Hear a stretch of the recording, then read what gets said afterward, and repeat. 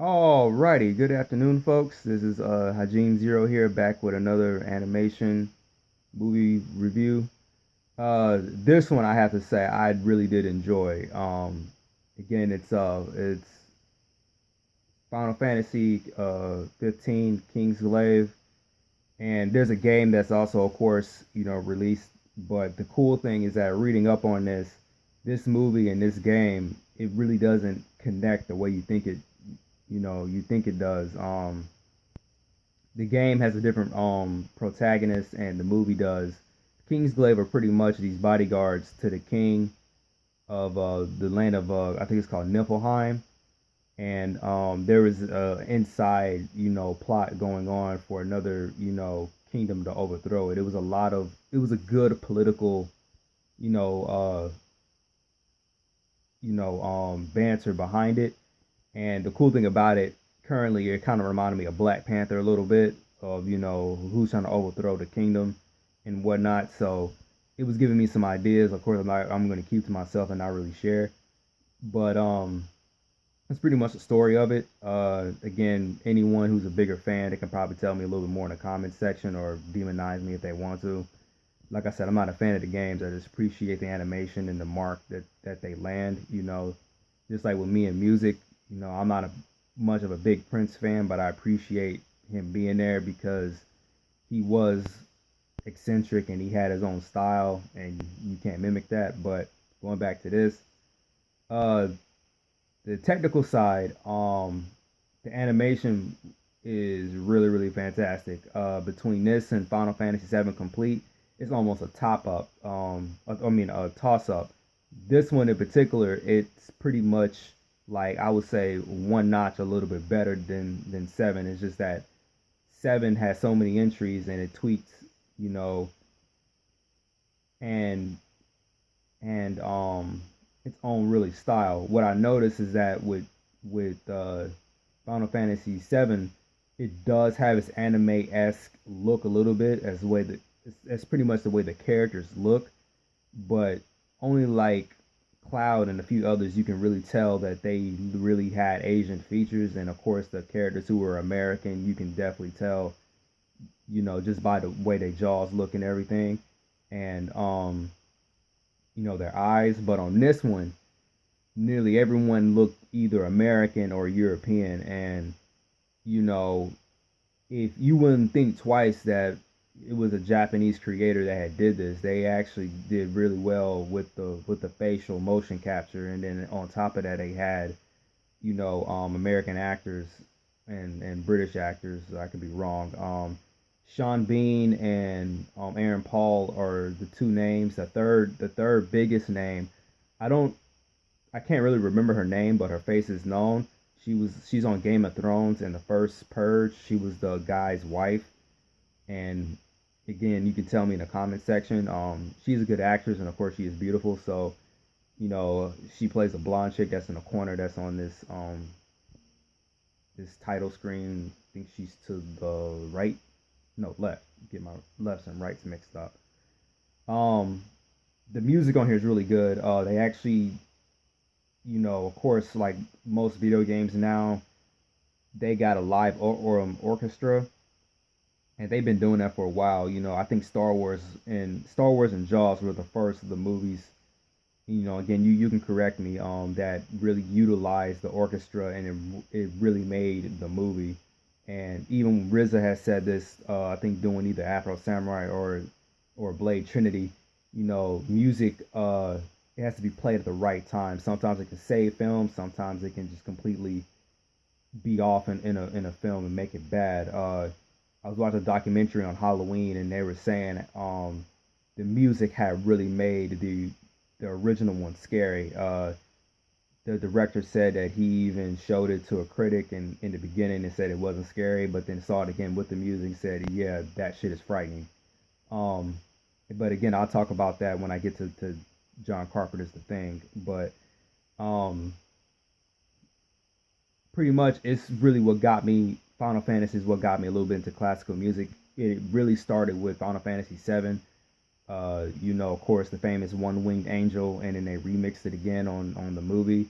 But it was another particular video game that I had played. I think it was called the Evil, not the Evil Within. Killer is Dead.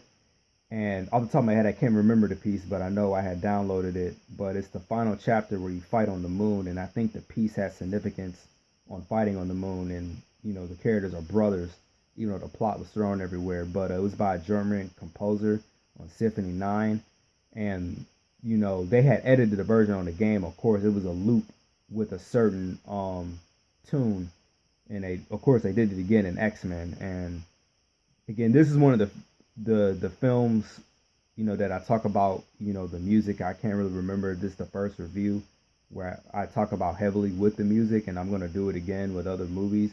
It's just that me personally, even when I write my scenes, I don't think of the music at all. Even my uncle had asked me this, who really got me into, of course, writing a lot of my stuff down, and now I can't stop doing it. But I was showing him or telling him, how big the story was, and some of my action scenes with my first comic, and later he was asking, do you visualize music? And I was like, no, not really, because the good thing is that horror movies like I Am Legend would made some of the scenes more intense, that there was no music, but that was horror. I don't know how it's utilized in action. I guess you can blend the element in if you do it right, which I'm somewhat trying to do with my book. But if you have very good visual details and lots of good panning shots where you can make your audience engage in the feeling of what the character might be going through, then you really don't need music all the time. You could just be on the terror of not hearing anything, or the intensity of not hearing anything. So the good thing is that music is usually played at the right times. Star Wars is a good example. Even though this one I'm about to say is controversial, Star Wars Episode 3, the final battle with Anakin and Obi-Wan, the music was utilized very, very well, even though it was cutting in between him and the battle with Yoda and Darth Sidious. You can feel the emotion and hatred that Anakin is going through, and of course how fast-paced the fight choreography was. And even on here, it was the same way, how they utilized their magic abilities, and I think it was like one of the final, it was the final stand of the old guy, and it was utilizing the music very well.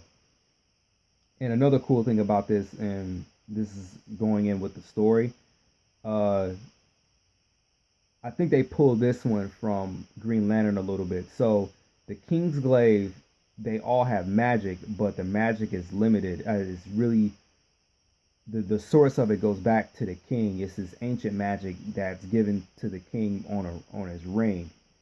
And the best way I can describe this, or what is shown on the movie at least, I think the game stretches it out even further. But the ring that he wears is pretty much played like in chess. There's 3 different moves of what the magic that is shown. It's attack, block, and retreat. And the attack to me was the lightning. The retreat was the teleportation warp, the Kingsglaive, and my bad, I don't know if I said block, but the block was the energy shield. And looking at that, it was utilized and played very well. Like, you didn't see,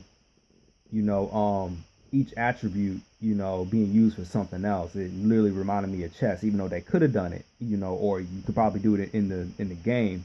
But when the main character Nyx, when he throws the weapon that you see on the screen, he teleports and he utilizes it a lot. I want to say that's the only magic I see him do. I think he does put up a shield, but the lightning was only saw the king do. He does sword fight the most, but like I said, all that is utilized. There's some other weapons that's thrown in this as well.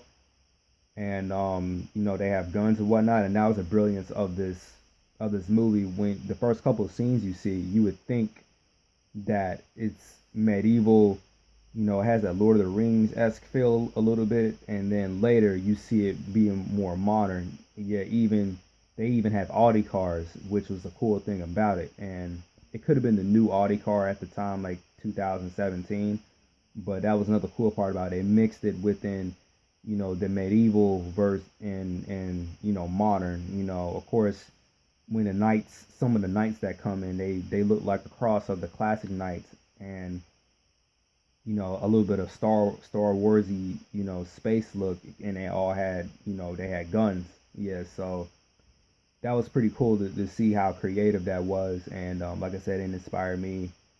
You know, I had to write it down, a story concept. But yeah, that's pretty much all I have to say for Kingsglaive. Of course, if you're an animation or game nerd, you probably seen this or know of it at least. And I will see you guys in the next movie. Yeah, talk to you guys later. Peace.